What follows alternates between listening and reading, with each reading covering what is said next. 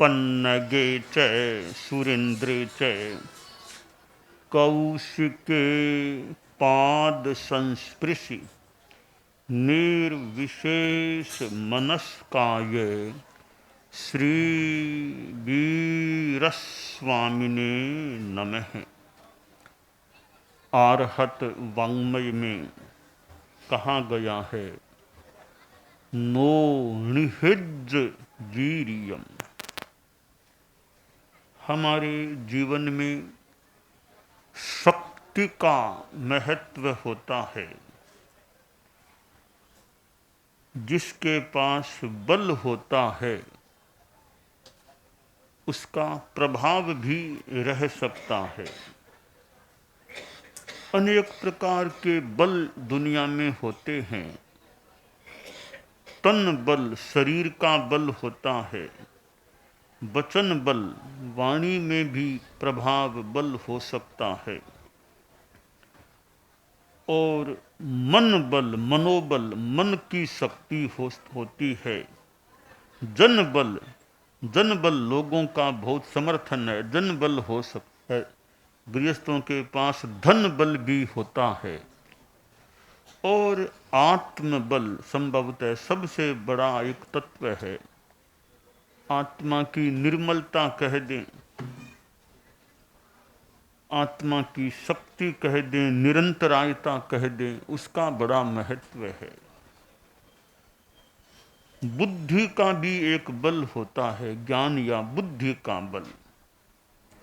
बुद्धि के बल से आदमी बहुत बढ़िया काम भी कर सकता है, तो बुद्धि के बल से घटिया कामों को भी अंजाम दे सकता है। यस्य बुद्धिर बलम तस्य निर्बुद्धिस्तु कुतो बलम।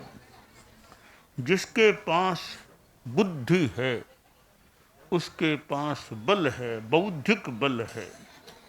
निर्बुद्धि आदमी के पास बौद्धिकता वाला बल नहीं होता है।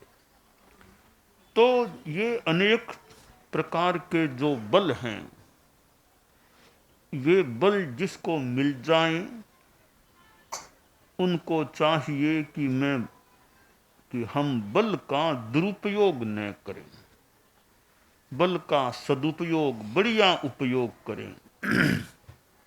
जो आदमी शक्ति का दुरुपयोग करता है, कहीं शक्ति रूठ कर न चली जाए या आगे के जन्म या जन्मों में फिर शक्ति न मिले, शक्ति का दुरुपयोग करने से परिणाम खराब आ सकते हैं।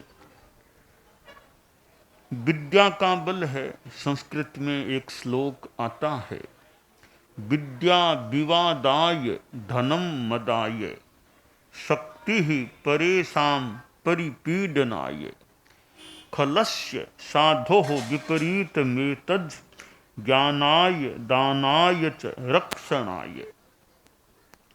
कि किसी के पास विद्या है पर वह दुर्जन आदमी है, खल आदमी है, वह विद्या का भी दुरुपयोग कर सकता है। विद्या है, बुद्धि है, पढ़ा लिखा भी है, अब वो फालतू विवाद करता है, फालतू बात को उलझाने की चेष्टा करता है। बुद्धि और विद्या को फालतू किसी मैटर को उलझाने में काम में ले, यह एक तरह से दुरुपयोग बुद्धि और विद्या का हो सकता है। एक बार कोई मानो समाज की मीटिंग हो रही थी, समाज के बहुत लोग थे, कोई समाज संबंधी निर्णय लेने थे। एक युवक भी वो समाज में संस्था का सदस्य था। अब वो खुद दो चार युवकों को साथ कर लिया, अब बात को उलझाने की चेष्टा करता है, विवाद करने की चेष्टा करता है। तो पूरी मीटिंग में निर्णय आखिर हो नहीं सका, कोई प्रस्ताव पारित नहीं हो सका। तो मीटिंग तो फिर ऐसे ही पूरी हो गई, हंगामा सा हो गया और वो कोई सफलता नहीं मिली मीटिंग में। तो कई लोगों ने उसके घर जाकर कहा कि भैया तुम बात को क्यों उलझाने लग गए, हम आज अच्छी तरह निर्णय कर लेते समाज का, तुमने क्यों इतना, तुम पढ़े लिखे आदमी हो माना, पर यूं बात को उलझाने की चेष्टा क्यों की। सा मेरा तो दिमाग ऐसे ही काम करता है, मैं तो उलझाने की आदत है मेरी। तो भी हमारा समाज का निर्णय होगा कि यूं तुम लोग युवक मिलके बात को उलझाते हो।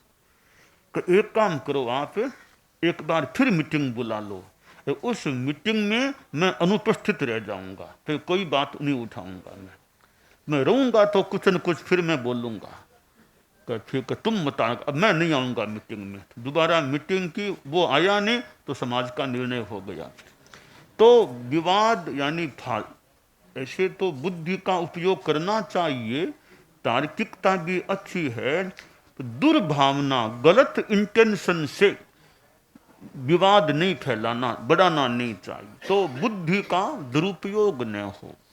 दुर्जन आदमी विद्या और बुद्धि का दुरुपयोग करता है, फालतू विवाद बढ़ाता है। सज्जन आदमी के पास बुद्धि है, विद्या है, तो वह ज्ञान बढ़ाएगा, दूसरों को ज्ञान देगा, या समाधान करने का, हल निकालने का, समस्या की गुत्थी को सुलझाने का प्रयास अपनी बुद्धि से करता है। यह बुद्धि का मानो सदुपयोग हो जाता है। दुर्जन के पास धन है तो वह क्या करता है, अहंकार, मेरे पास इतना धन, धन का घमंड करता है। सज्जन के पास धन है तो कवि ने कहा दान आए, वो दान करता है, धन का जितना संभव होता है धन का दान करता है, कि दूसरों का कैसे हित हो सके इसलिए अपने पैसे का दान करता है। शरीर का बल दुर्जन के पास है, कभी उसके थप्पड़ लगाई कभी उसके कुछ मारा, उसके कुछ किया, दूसरों को तकलीफ देता है। और सज्जन के पास शक्ति होती है तो दूसरों की सेवा, दूसरों की रक्षा करता है। तो यह है दुरुपयोग और सदुपयोग, शक्तियों का दुरुपयोग और सदुपयोग।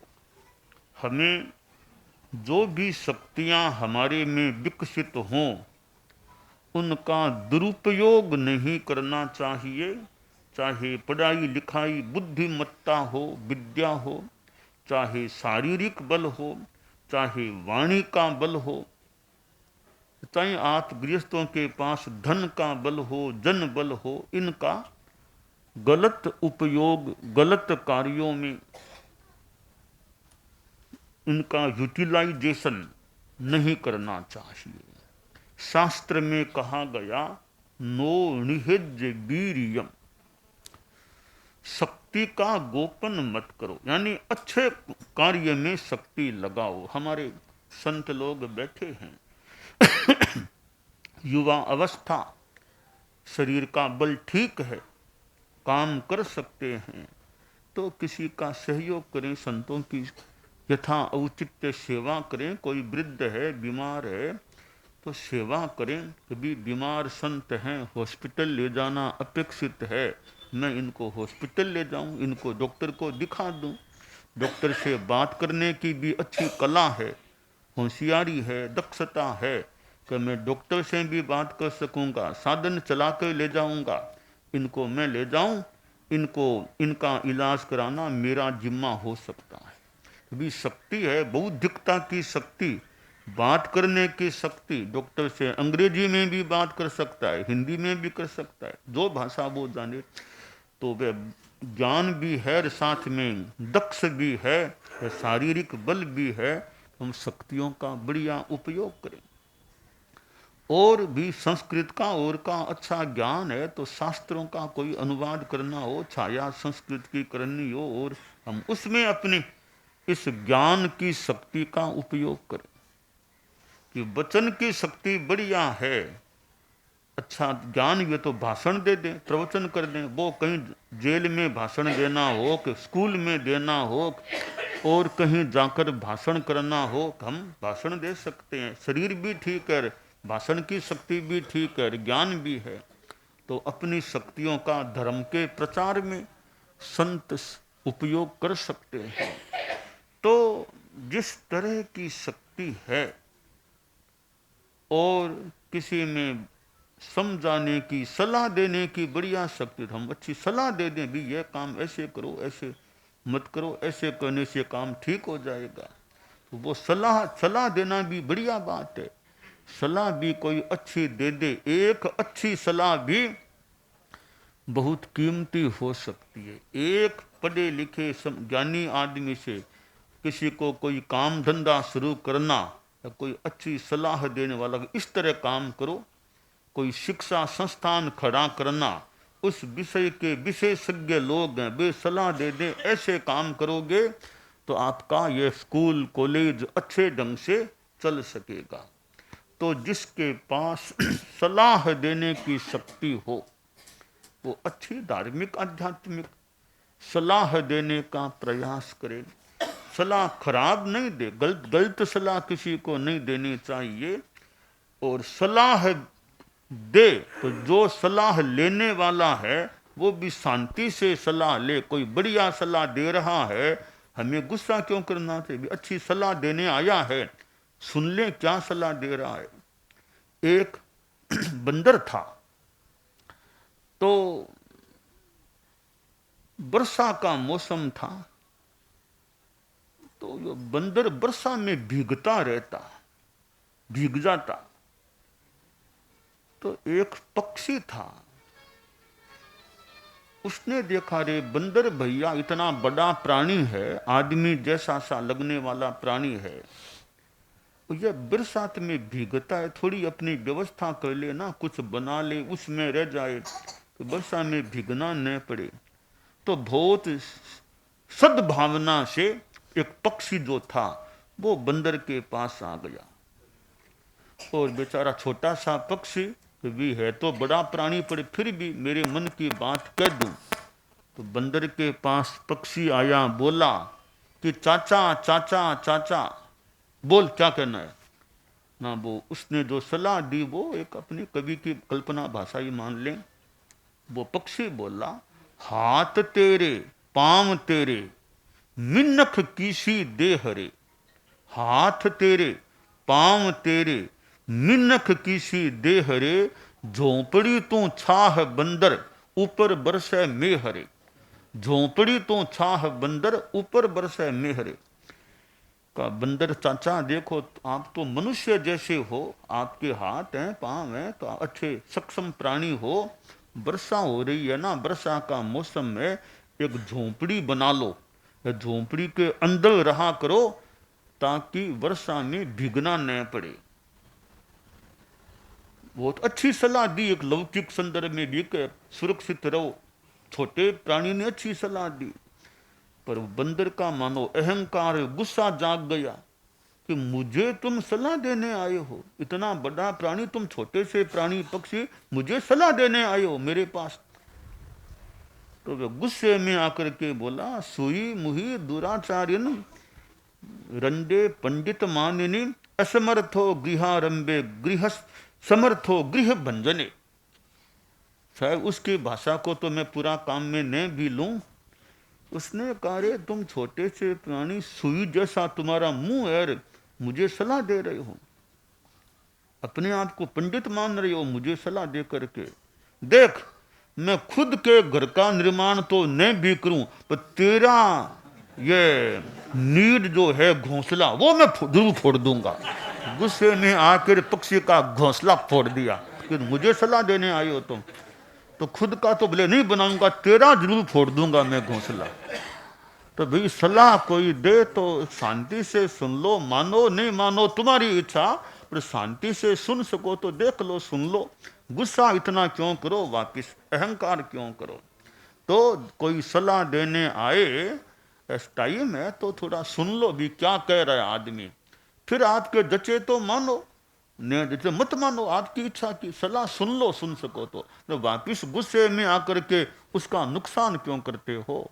तो वह बंदर था, उसने नुकसान भी, मानो बेचारे का घोंसला फोड़ दिया छोटे पक्षी का। तो जिसके पास सलाह देने की क्षमता हो, बुद्धि हो, वो बुद्धि का उपयोग करे, सलाह दे, वो अपनी सलाह शक्ति का उपयोग कर रहा है, सदुपयोग कर रहा हो, तो इधर सामने वाले को भी समय हो तो सलाह सुन लेनी चाहिए कम से कम।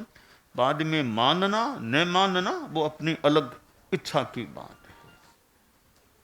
तो बंदर प्राणी है, ठीक है, अहंकार गुस्से की बात मैंने बताई, पर बंदर में समझदारी भी हो सकती है, बहुत बंदर में समझदारी।